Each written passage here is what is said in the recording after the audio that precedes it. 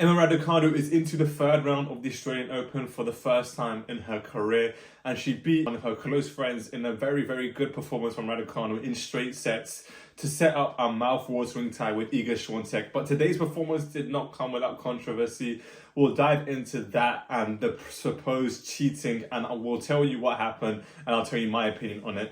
But let's get straight into how Raducanu won today's match and what has been the key for her in his last two matches and what essentially is going to be the key to her to beat Iga Swiatek.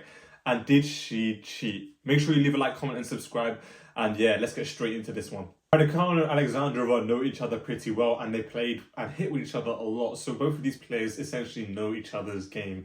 But today, Raducanu in the first set played unbelievable tennis. Obviously, a lot of people know her backhand is most importantly her biggest strength. But what's really, really notable in this tournament is how good her and consistent her forehand has been. Some of the shots she was hitting today were really, really powerful and aggressive, and that's going to obviously be key when she plays Iga Swiatek. What's also going to be key is how she's coming towards the net and finishing off points from the net.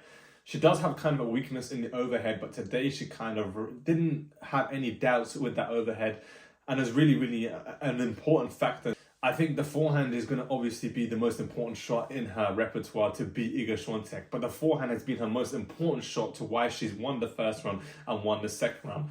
As I said, her backhand is typically her best and most powerful shot, but especially if you go back to 2021 when Raducanu was on the US Open run, when she won the tournament, one of the most important shots she has was that huge 1-2 and that big forehand. Obviously, that backhand is a huge, huge weapon, but that forehand was ultimately what opened up the court majority 9 times out of 10. The backhand was there as a contingency because it is so, so powerful. But that forehand, when she opens it up and she lets it rip, is so, so deadly and is so, so good. Really no answer for that shot today. She hit passes, she had great depth today on that forehand, and she finished off the short ball really, really well, especially in that first set. But the second set is where it got a bit sticky for her. She was love 3 down in that second set, was playing pretty decent tennis and kind of coming back with nothing else to lose. This is where we kind of get to the controversial aspect of what happened in the match. John McEnroe has described it as iffy. A lot of tennis fans on social media platforms has described it as cheating. Love 3 down, Emma Raducanu was, and Emma Raducanu takes a medical time out to help with, I imagine, and what we've been told is a back issue. I'm not exactly sure what that is, but a back issue. So this was a few minutes of her getting some medical treatment and pretty much trying to loosen up the back. A lot of people are seeing this as trying to disrupt the rhythm of it and almost essentially trying to slow the tide down on the momentum. And it has pretty much got a lot of the limelight in the news, especially in the UK, where people are naming this as kind of cheating.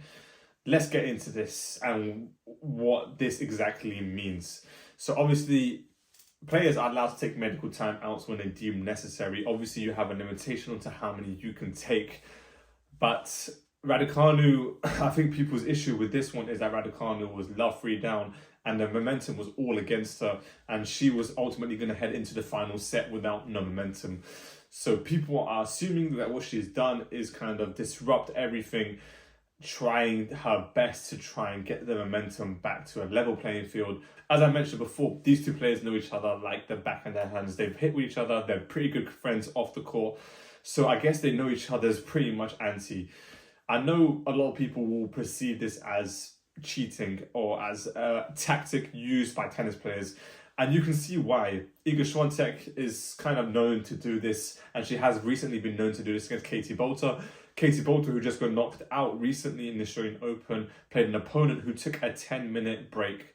So this is not just an issue within Raducanu. So that's an important thing to note. Raducanu is not the only player that's doing this. What's also important to note about this situation is that it can't be deemed as a dirty tactic, in my opinion. The reason why I say this is because Raducanu has been struggling with back spasms in Brisbane, and she, even if you watch her last 2 games, she hasn't been serving up to 100%. And the clear factor behind that is because her back clearly isn't at 100%. So I think that kind of debuffs and debunks any of these conspiracies that Raducanu is trying to cheat and have a tactic where she's losing to just have a medical timeout for 5-10 minutes and then almost like have a bit of a break, a mini break while the opponent's on top to just try and calm it down. I think that's all BS, to be quite honest. But I can see why people do think that, because this is a wide issue, not just in the WTA, but in general in tennis, and it has to be addressed. Swiatek, who has been given a lot of criticism over this dirty tactic, and sometimes in her situation, I think she may have been doing some gamesmanship. But back to the match and back to this matchup that's going to happen, I generally, maybe this is bias, I generally think Raducanu does have a chance. The reason I say this is because Swiatek on these type of surfaces is nowhere near as comfortable as she is on Roland Garros. And Raducanu on this surface is probably the most comfortable she is going to be when she plays her game. But regardless, she is the number 2 seed and she's going to take a lot of stopping. Let me know your thoughts about this situation, about Emma Raducanu, and about this dirty tactic, whether this needs to be stamped out and how we can stamp it out, which is the most important question. But personally, I believe Raducanu is not cheating and is not using a dirty tactic. But again, when it comes to these situations, it's difficult for us to ever know. Let me know your thoughts again on the comments. Leave a like, comment, and subscribe if you like this and if I've explained it well to you guys. But yes, this dirty tactic is not what Raducanu has done today. But let me know your thoughts about it regardless. Make sure you leave a like, comment, and subscribe, and I'll catch you again tomorrow. Peace.